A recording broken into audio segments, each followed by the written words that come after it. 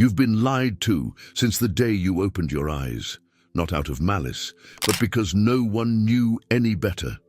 They told you to trust what you see, what you hear, what you feel. They said, this is reality, this is the world, this is who you are, obey. But what if none of that is true?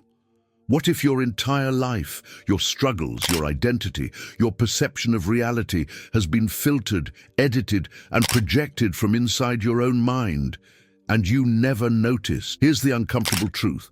The world doesn't exist the way you think it does.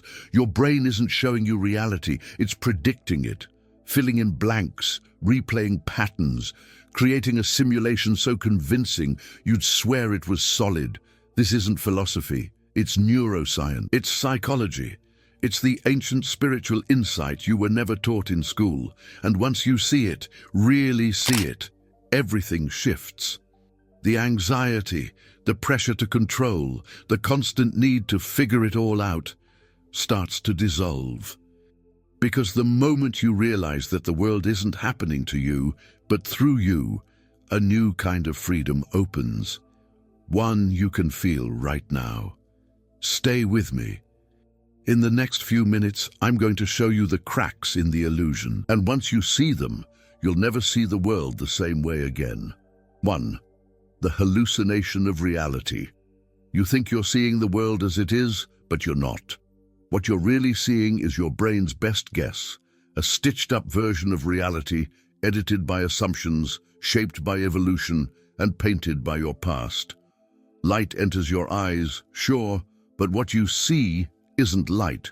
It's a mental image created in the dark theater of your skull. That voice on the phone? Just vibrations your mind turned into meaning.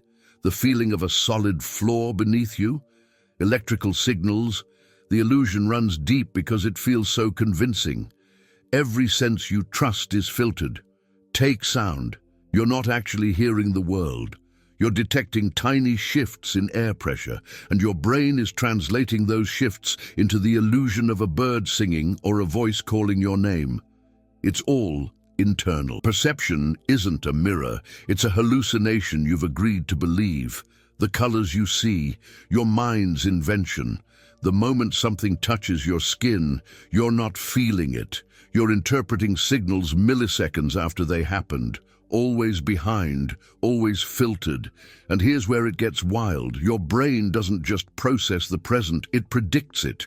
You walk into a room and it fills in the gaps. That's why you can walk through your house in the dark without bumping into things. Your mind creates a map before your senses even confirm it. This means most of what you experience isn't fresh. It's recycled, reused, remixed. So when you swear something feels real, you're actually trusting a delayed, edited version of the world. One custom-built for comfort, not truth.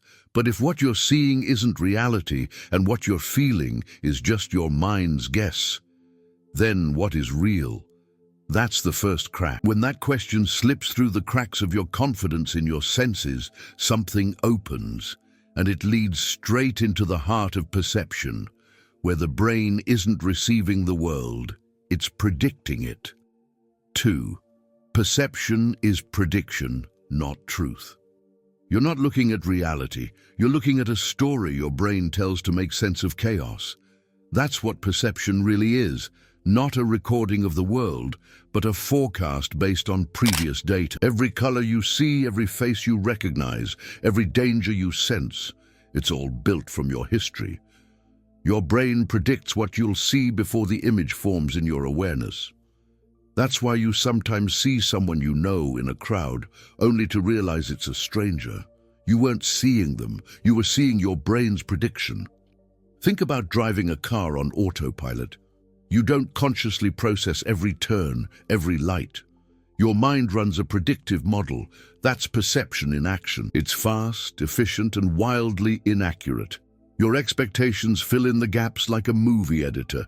If you've ever misheard lyrics or sworn you saw your phone light up when it didn't, that's not just a mistake. It's your mind showing you what it expected, not what happened. And the scary part, you believe it without question, because awareness trusts perception, even when it shouldn't. Two people can sit in the same room, hear the same words, and walk away with two entirely different realities. Why? Because perception is personal. It's shaped by emotional residue, trauma, hopes, culture, and past experiences. Your awareness is constantly being hijacked by old software running in the background. One person sees a look and feels loved. Another sees the same look and feels judged. The illusion isn't in what's happening. It's in how your mind labels it before you can catch it. And you keep living that script like it's true. If your brain is predicting your reality and not reflecting it, then what happens when you stop trusting what you perceive? What happens when you question not just what you see, but how you see? That's when the cracks get deeper. The past starts leaking into the present. You begin to notice that you're not reacting to what's in front of you. You're reacting to what your mind thinks it's seeing. And if that's the case, maybe the next thing to question isn't the world at all, but the memories shaping the lens through which you see it. 3. The memory that lied to you. You remember that day so clearly. The conversation, the smell in the air, even the shirt you were wearing. But what if it didn't happen the way you think it did? Memory is sneaky. It feels like a recording, but it's more like a sketch drawn in pencil and rewritten every time you recall it. Scientists have proven that with just a little suggestion, the brain can invent entire events. Not just vague images, but full emotional experiences built from nothing but expectation. Your past is not a file, it's a narrative, one that keeps editing itself. Every time you revisit a memory, you're not just remembering it, you're altering it. The emotion you felt last week, last year, last decade, it all gets filtered through who you are now. You add a bit here, erase a bit there. Maybe you soften the pain. Maybe you inflate the victory. The illusion is in how real it all feels. But think about this. If your memories shape your identity, and those memories are flexible, then who are you, really? The person you think you are is just a collection of remembered stories. But those stories lie. Try this. Ask a sibling or childhood friend about an old memory. The results are almost always different. Same event, totally different recollections. That's not a fluke. It's proof that perception shapes memory, and memory shapes identity. So, if your past is built on a foundation that shifts every time you look at it, what does that say about your sense of self? Maybe you've built your life on sand, thinking it was stone. But that realization isn't a curse, it's a crack. And through that crack, something more real might begin to shine. You can feel it already, that your mind isn't just editing the past. It's using that edited past to shape what you see right now. Identity becomes a loop. Memory feeds perception. Perception feeds belief. Belief filters new experience. And it keeps going, like a snake eating its own tail. But here's the strange part. If memory isn't reliable and identity isn't fixed, then who's that voice in your head narrating all of it? That's the next illusion worth questioning. Not the past, not the story, but the one telling. If this video is helping you in your awakening journey, please subscribe to the channel to keep watching our videos. Let's keep going. 4. You are not the voice in your head. You hear it all day. The running commentary, the judgments, the random worries, that voice that says, I should have said this, or what if they don't like me? Most people assume that voice is them. But here's the twist. If you can hear it, you're not it. That voice is just noise, a stream of conditioned thoughts echoing past experiences. It's like having a podcast on loop in your head, except you didn't choose the guests, and most of them are just repeating things your parents, teachers, or fears once said. Pause for a second and ask yourself, when was the last time you chose your thoughts? Not the ones you focused on, but the ones that popped up out of nowhere. The truth is, they appear like lightning, fast, uninvited, and sometimes absurd. You didn't ask to think about your old ex at 3 a.m. or suddenly worry about your taxes mid-laugh. Those thoughts just showed up. So, if you're not the one creating them, then why believe them? Why suffer because of a voice that doesn't even know where it comes from? Try this simple shift. The next time your mind says, I'm failing, change it to, there's a thought saying I'm failing. Feel the distance? That's awareness reclaiming its place. You're not silencing the mind. You're disidentifying from it. Like watching clouds pass instead of thinking you are the clouds. This subtle move changes everything. The voice loses its power the moment you see it as just a sound, a mental echo, a habit of the brain, not the truth of who you are. Now here's the part that gets even stranger. If you're not the voice in your head, if you're the one hearing it, then who is that? That silent listener behind the noise, that still presence beneath every thought. It's been there your entire life, unchanged, unbothered, unshaped by time. And the more you tune into it, the more you realize maybe the self you've defended all these years isn't who you are at all. Maybe it's just a character, a mask. And behind that mask, something much quieter waits to be remembered. 5. The self is a mask, worn by silence. You've spent your whole life building a self, a personality, a story. You say things like, I'm not good with numbers, or I've always been like this. But take a step back. Where did those beliefs come from? Were you born with them?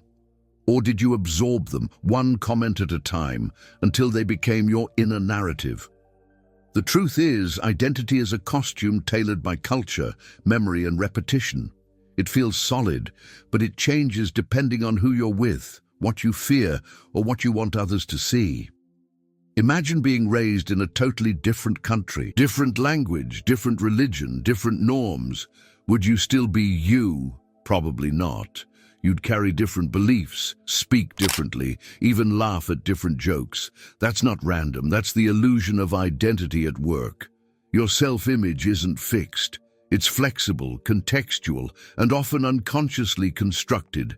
The idea that there's one authentic you hiding inside is comforting, but false. The self is not one thing. It's a series of masks worn in different mirrors. Look at how quickly people shift. The guy who's confident in a meeting becomes awkward at a party. The woman who's gentle with her child snaps at herself in silence. Are they faking it? No, they're responding to roles. Identity is reactive, not absolute. You act differently around your boss than your best friend, and neither version is more real than the other. The deeper truth, there's no core identity running the show, just patterns, labels, scripts, and beneath them, something far less noisy, something still. So if the self is just a story, an ever-changing mask, then what's underneath when the story goes quiet? Who are you without the roles, the achievements, the opinions? That's the question most never ask, because the silence behind the mask feels unsettling. But lean into it, and you'll begin to notice something strange. Even when identity dissolves, awareness remains. Watching, waiting, not saying anything, but seeing everything. And from there, a new question emerges, not about the self, but about where consciousness truly lives. 6. Consciousness doesn't live in the body. You've been taught that consciousness lives in the brain, that it's locked behind your skull like a prisoner looking out through the eyes. But what if it's the other way around? What if the body is what appears within consciousness? Think about dreams. Inside them, your mind generates bodies, landscapes, even logic, all without moving a muscle. You feel pain, fear, love. You even wake up crying. But none of it involved your real body. It was all inside the awareness watching the dream. Now, imagine this. You're sitting on the beach, eyes closed. You hear the waves, feel the sun, smell the ocean. But those sensations, they don't enter you. You perceive them. The experience arises in awareness. You aren't inside the moment. The moment is inside you. That subtle shift flips everything. It suggests that the world isn't happening out there. It's unfolding within the field of perception, shaped by a consciousness that has no borders, no edges, and no name. It's not in you. You are in it. Science hasn't figured out where consciousness comes from. Some theories say it's emergent, just a byproduct of neural activity. Others believe it's fundamental, like gravity or time. But mystics have said for centuries what quantum experiments are only starting to hint at. The observer is not separate from the observed. Your very act of being aware shapes what's seen. Reality collapses into form only when it's observed. So if awareness is that powerful, then who or what is truly in control of this experience? This turns the old question on its head. Instead of asking, where is my consciousness located? The better question is, what isn't inside this awareness? Look around. Everything you experience, your body, your thoughts, this text, they all appear within you. Not the personal you, not the voice in your head, but the deeper field of silent knowing behind it.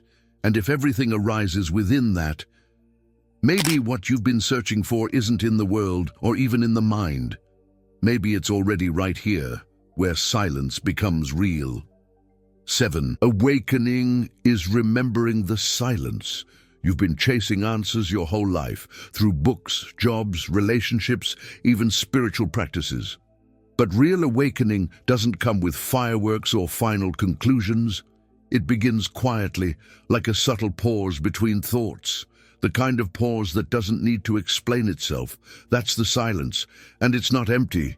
It's full of something you forgot, something that was always here, quietly watching as your mind spun its stories. That silence isn't a void. It's awareness itself, still steady and untouched. The strange thing is, you've already touched it. Every time you stared at the sky and forgot what you were worried about. Every time you held your breath in awe. Every time time seemed to stop. That's not just peace, that's presence. But the mind rushes in right after, trying to name it, frame it, claim it. That's what it does. It can't handle the unknown. It wants to turn silence into something it can explain. But silence doesn't need explaining. It needs remembering. Start small. Sit down. Close your eyes. Don't try to meditate. Just listen. Not to your thoughts, but to what's underneath them. Beneath the noise is a hum, a background field of stillness that never leaves. The more you turn to it, the less interest you'll have in chasing thoughts. Not because the mind is bad, but because you'll see it for what it is. A tool, not your identity, not your source. Just noise playing on top of something infinitely quieter, deeper, more real. So the next time a thought tells you who you are, smile gently and let it pass. Because the truth isn't in what arises, but in what notices it arise. That noticing is where awakening begins. It's not an achievement, it's not a secret. It's what remains when the need for answers dissolves, when the search drops, when even the question of who am I fades into the background. And there, in the silence between thoughts, something stirs, something ancient, something that never needed a name.